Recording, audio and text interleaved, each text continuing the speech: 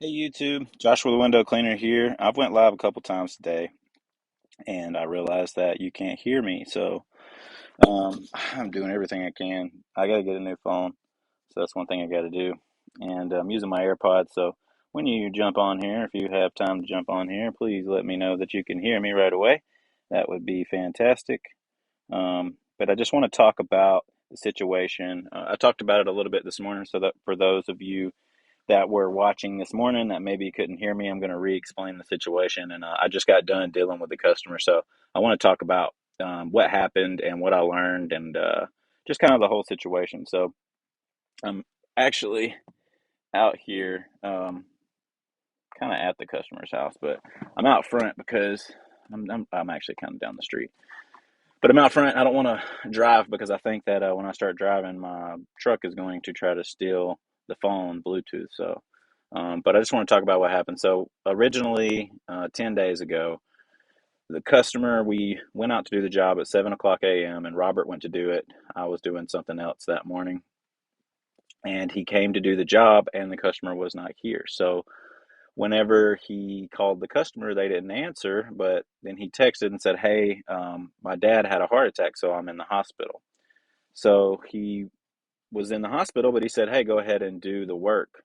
So he went ahead and did the work, and we let him know, "Hey, like, payments due upon completion, everything like that."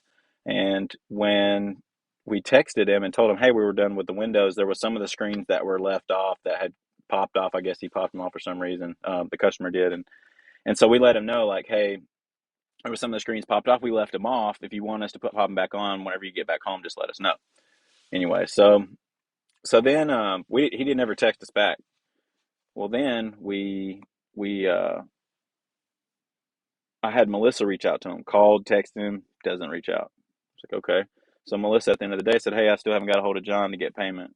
So that's his name, John. I won't say his last name, obviously, but he said, "Hey, I haven't gotten a payment from them yet." And I said, "Okay, cool. Well, let them know, that we'll follow back up with them on Monday." So she said, "Okay, well," she got a call from him and he hung up on her. And I was like, "What the heck is going on here?" So I didn't hear from him all weekend. So we called and reached back out to him Monday. Well, he gets all mad and says that we've been hitting him up all weekend. He's been at the hospital dealing with his dad. And we've just been bugging him about making payment, and it shouldn't be like this. This is ridiculous. Um, most companies wait 30 days to get paid before they say anything. And I told him that's not the way we operate. So I texted him and I said, "Hey, look, I see what you responded to my secretary. I just want to let you know, like, we agreed that you would pay upon completion. So you didn't pay upon completion. And because you didn't pay upon completion, like, the payment is still due. And we're going to call you every day that we can. Now, we know that you're going through a situation, which is why we didn't reach out to you over the weekend. But here it is Monday. We still haven't heard from you. You haven't even messaged us and said, "Hey, like, I'll pay next week or I'll pay whenever I can." Never did any of that. So, um, that makes it kind of hard for us to not say anything about getting paid. So, anyways, he was getting all mad saying we hit him up all weekend. I messaged him. I said, "No, man, nobody messaged you all weekend. Nobody emailed you all weekend, like he was saying we did." Anyway, so he paid and said we were being ridiculous, whatever. And I said, "Look, we're not being ridiculous. We got to get paid." So he paid us. And then about literally almost a week. So yesterday, I got a text message from him, and he's taking pictures of some of the windows that are dirty. And it's almost been 10 days, so some of the windows are probably going to be dirty. So he texted me pictures of the windows and said we didn't even clean the tracks, and just like complaining about everything. Said that he wasn't able to look at the windows until yesterday. So, anyways, so I was kind of getting frustrated with the whole situation. I was like, "Man, this guy was just giving me a hard time. I think he just literally probably even put his fingerprints on there or something." And the pictures that he was taking, I was just like, kind of ridiculous. But whatever. So I told him, I said, "Look, man, I'll come back out and take a look at it. No worries. Don't even worry about it. I'll come back out, make sure it's right." So I come back out today, and there was one track that wasn't done, and it was on an accordion door. So an accordion door has like five pieces of glass. It's like a door, and it's like five pieces of glass. And so the first door opens, and then all the other ones slide over, and you clean the track. Well, we didn't do that the first time we came, because I asked him. I said, but when I was doing the quote, or the very first time we cleaned it, I said, "Are you worried about cleaning that track out?" And he said, "No." And I said, "Okay, well, I'll just charge you for the glass on all these doors. Then I won't charge you to clean out the track." So anyways, when he messaged us to do the job this time, he says, "Hey, can you do the windows cheaper since last time was the first time clean?" And I was like, "Well, I mean, I told him I was like, normally I don't do that." I was like, "But I like you and you were cool, so I'll go ahead and give you a discount." So this is a discount job. This is why I always say, like, be careful on giving discounts. But anyway, so I told him I would do it for the discounted price because we'd just be doing a maintenance job. So, I let Robert know that too. It's just a maintenance job. If there's stuff on the windows, definitely let me know. Because on a maintenance job, all we do is we clean the glass. We're not scraping anything. We're not, if there's silicone on the edge of the windows and stuff, we just leave it because it's a maintenance job. You know what I'm saying? And so they don't want us to come in and do a construction clean. They don't want us to scrape the windows. They don't want us to do all those different things. So, anyways, so I came out today, and for sure the accordion door track was dirty. Now, I did a quote for this a year and a half ago, so it's going to be really hard to explain to him that when I talked to you a year and a half ago, I remember saying that we didn't do that track, so I just didn't even argue with him. I just cleaned it. Now, the next time we do this house, I'm not giving any discounts or anything. It's going to be the regular price.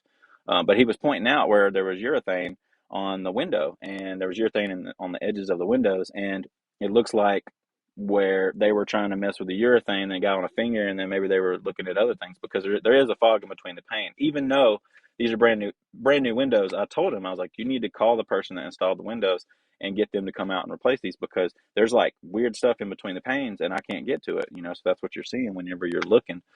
But anyway, so he understood all that after I cleaned them, but I just spent an hour and a half going back through. I went and cleaned every single window. They were all dirty again because he lives up here on a hill. He has a really pretty view, and so the dust and it's been sprinkling here and there, and so all that stuff got the windows dirty again. So I'm not gonna argue with him. I just went ahead and cleaned it.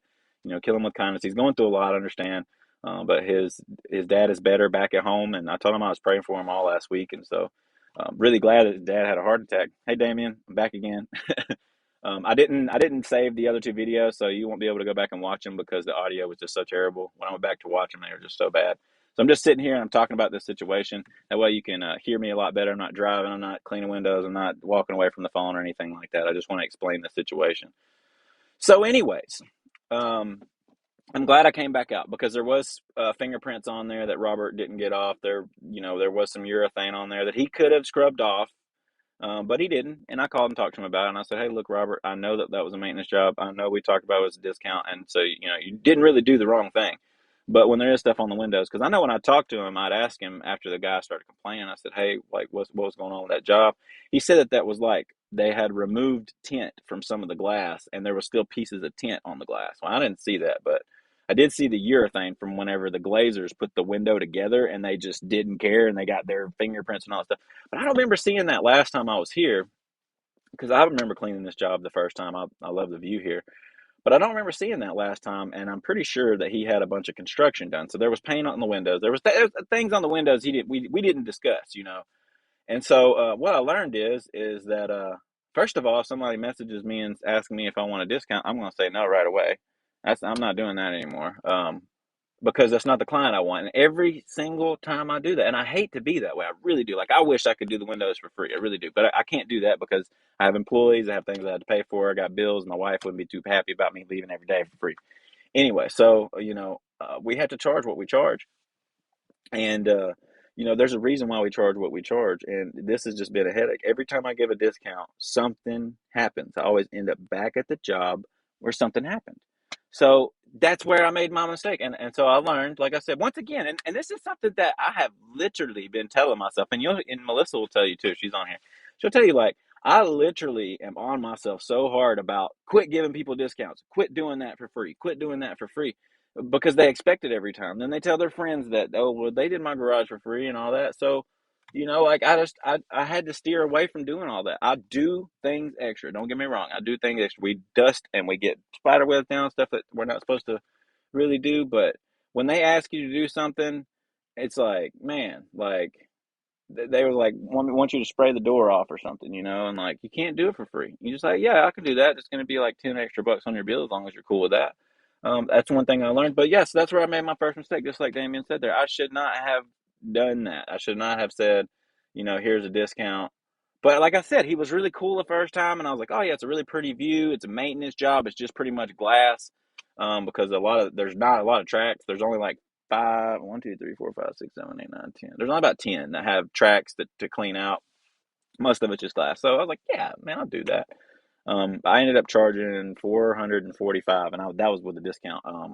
The original price I think was like 475, so I took like $30 off. So I'm not losing that much. But now that I came back out here twice now, because the first time I had to come back, he called and said we had to pop the screens back on, which didn't make sense to me because he said yesterday was the first day he got to look at the windows, but he told us a week ago that we had to come pop the screens back in that he left off. So that part was kind of confusing. And the customer, like I said, the customer left those screens off, so he acted like we took them off and just didn't put them back on, but we did not do that, and we let him know, but we didn't get a response. Anyways, so the windows needed to be touched up for sure. I'm really glad I came back out. He has, like I said, a really pretty view, and if he just got back yesterday, just going off what he said, then yeah, I would not be very happy with my windows. They were really dirty on the outside because it had been a few days, and he lives up on a hill, and so they get really dusty.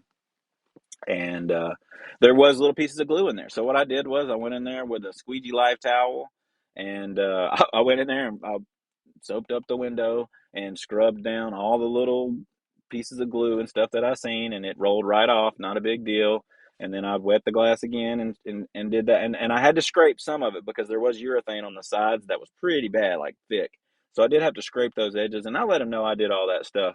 And he was super happy, a lot more happy than he was over the phone with me whenever I was telling him that we didn't call him over the weekend after he swore we called him and bugged him over the weekend. And just give me a hard time about payment. I'm not going to play that game. And I told him that, like, look, man, we don't do business that way. We don't operate that way. The way we operate is you pay when we're done with the job. If you don't want to pay when we're done with the job, then you need to tell us that you can't pay when we're done with the job, and then let's figure it out. Because when you tell me you're going to pay, I'm going to call and bug you, you know. Hey, Sean, how you doing, man? I hope y'all having a good day. I'm trying to do this early. I'm hoping to see Katie in here. So, but anyways, so that's what happened with the customer, and he kind of got me fired up, especially when I was here. I was really irritated because when I go to knock on the door, I'm expecting to talk to the guy that's been complaining the whole time, and he has somebody else answer the door, and he's kind of back in the back room, not wanting to talk to me. So that kind of bugged me right off the bat. And he had somebody else showing me all the things that needed to be done, and then they just wanted me to look over every single window and look at Robert's job. And I was very happy with Robert's job. There were a couple things that I didn't agree with, and a couple things that I would have changed, and a couple things that I would have done personally, but I can't expect Robert to do that every single time. I mean, Robert knows what I expect of him, and I can't call and jump on him about minor mistakes. I think that this guy got irritated with us because we were pressing about getting paid, and he's going through some stuff with his family, and I get that. And I think he was just trying to give me a hard time, and I don't operate that way. But at the end, when I was all done here, I went up to him. I went to his room back where he was back there, and I said, "Hey, man, can you please come out here and look at these windows and just look over them and make sure that you're 100% happy with them?" And I want to make sure I didn't miss anything. So he went back over the windows and he was looking all close, and he said, "Yeah, like these look great." He said, "How did you get all that stuff off the edges?" And I was like, "Well, I used a razor blade." And I told him how I explained to him how I did it, and he said, "See," he said, "Your other guy ain't going to do that." And I was like, "Well, it's because I didn't tell him to do it. So that's kind of my fault." Um, so it boils down to a lot of this stuff was my fault, and I owned it. And I told him that. I said, "Yeah, John, I appreciate you letting us know and you letting us come out and take care of this for you. And thank you for letting me know and having an opportunity to come back out and make it right, because I do want to make it right, regardless if I'm upset with the customer or not. Like, I still want to make it right with them, because if somebody says we didn't do a good job on the glass, I'm going back out. I want to see what they're talking about, and most of the time it's something that we missed. We're human beings, just like I tell them, hey, look." That's what I told him. I said, even though we just walked around and looked at all these windows, if you see something else, call me. Let me know. Don't leave a review for sure. Like, just call me and we will make it right. We'll come back out. And that kind of helps me stay on track with my 5 stars. Now, there has been times where I've come out to job and ladies just, I had a lady that really gave me a hard time. I literally looked at her and told her that we are not the company for her and that she should use somebody else, because we were using the water-fed pole on a window that required a water-fed pole, in my opinion, and so we used the water-fed pole. And she got mad, but the window was spotless, completely spotless. It made no sense whatsoever to me. But she got mad because he didn't use the squeegee, and she was like, "I wanted to see Robert do some squeegee action. I didn't want to see the brush on the window and all that." And I was like, "Okay, you're probably not the right customer for us." I went back out. I cleaned the window with a squeegee just like she wanted. And before I left, I let her know. I said, "Hey, next time we come out, I'm going to have to charge you more, because in order to get to that window, it's going to take us longer. When we have the water fed pole, it's just a little bit quicker because it's right there by your garage," and so on and so forth. But anyways, So I just let her know, hey, next time we come out, it'll be a little bit more expensive if you want us to do it that way. And she wasn't happy with that. Oh, no, no, no. Well, all the other companies were way cheaper than you. Okay, well, I understand that. Maybe they're a little bit more established, or maybe they're a little bit less established than me. So, I am where I'm at with my price, and I can't change that. And if you want me to come back here and keep doing your windows every month or every 2 months, I can't remember what that lady was wanting them done, but if you want me to do it, this is going to be the price. And she's like, well, I'm getting on your schedule, and you should be thankful that you have a client. I said, yes, ma'am, I am. But what you don't understand is I have 10 people calling right now, trying to get in the schedule. And so if you don't want to get in the schedule and you're giving me a hard time about my price, somebody else is going to call and get in that schedule. And so for me as a business owner, I have to think about it that way, because I have employees and other things that I have to pay for, and I don't want to go out of business. So I have to charge what I charge. Anyways, long story short, guys, I learned my lesson. And I'm glad I came back to this job. I'm glad I fixed the job. I'm glad that the customer was 100% happy when I left. I actually got a chance to talk to the guy that was complaining, and he was happy. He said, I'm very thankful that you came out. He said, last time I had a window cleaner, I had a problem, and I called and told him that I had an issue, and he never came back out. And I'm pretty sure that's why he hired me to begin with the last time, because I told him, I was like, when I was walking him to the quote, he said that the guy never showed up, did a crappy job. I said, that won't ever happen. If we do a crappy job, you call us, because it can happen. I'm not saying that we are perfect, and I consider our business the best, but I can't say that we are the best, because I don't know that. That's just my opinion, but I do try. But this is my third trip, Sean. He said, even if it means second trip, this is my third trip out here. So not mine. I'm sorry. Robert went out one time and popped some screens on, but he should have let us know that the windows weren't right then. And I even told Robert to walk around and make sure that all the windows looked good. But like I said, it was on the inside that the glue was on the window, and it was definitely on there. But I think Robert thought that they came in and was scraping the tin off, and he didn't want to touch it, because I tell him, don't touch it unless you have to. So, but anyway, so that's what happened, everybody. I hope that y'all enjoyed that little story. Got me all fired up today. I'm definitely thankful for this client, and I'm pretty sure we'll end up doing his windows again. But I just scraped everything, so hopefully we won't have any trouble with those edges anymore. And I just rubbed all the stuff off there. But if you're having that trouble, you see the urethane on there, try your Squeegee Life towel. Just kind of scrub over the areas before you try to scrape it, because sometimes you'll scrape it and it won't even do anything. So it's really weird how that works. But I hope y'all enjoyed the story. I know y'all can hear me now. I really hope that y'all can hear me now. But I've been trying to tell this story all day. I went live twice this morning and had trouble with my audio. So that's why I'm just sitting here. I'm not turning my truck on or anything. But yeah, so I hope y'all enjoyed the story. I'll probably go live a couple more times. This Magic Eraser works really good, Damien said. Yes, it does. But I don't like using Magic Eraser, so that's just another thing I got to carry in there. And I already have a Squeegee Life towel, so that's the explanation on why I used it. There's multiple things that work very well for urethane, actually. But yeah, that's why I do it. Great audio, Melissa says. Thank you. I'm not cutting my truck on for that very reason. I'm so glad that you were able to look at it. So yeah, Melissa, everything went good. I'm about to call you right now when I get off of here and let you know the same thing, what happened, and it's all good. I'm glad I came out, and like I said, a majority of the time when somebody calls and complains, I'm so shocked that I'm like, it can't be, we can't, no way. But I don't want to be like that towards the customer, so I don't tell them that. I say, yeah, I'll come right back out. Kathy, hey, what are you doing? You're on my live. So that is my wife's grandmother, everybody, right there, Kathy. Thank you for being on here. But yeah, that's what happened with a customer. I hope y'all enjoyed. I'm getting off here now. I got to drive home. I'm done for the day. It's raining today, so we had a few jobs. I think we did like 3 in total today, but we would have been a lot more busy had it not rained. We had somebody cancel on us. So, but thank you. Yeah, I would say I'm always gonna make it right. I know E-Man said earlier, don't give them the time of day, but I think that it's important. As you're growing your business, you want to try to make it right with customers if you can. So y'all enjoy y'all's day. Y'all have a blessed day. I'm so glad y'all could hear me, and we will see y'all in the next video. I'll be going live like this throughout the week, just randomly at the job. You might see me cleaning windows, um, and all that. Yes, you are my grandmother. So, all right. Peace out, guys. Y'all have a blessed day. Go make sure y'all have a good lunch. If it's lunchtime, y'all go have a good lunch, and we'll see y'all on the next video. Peace out.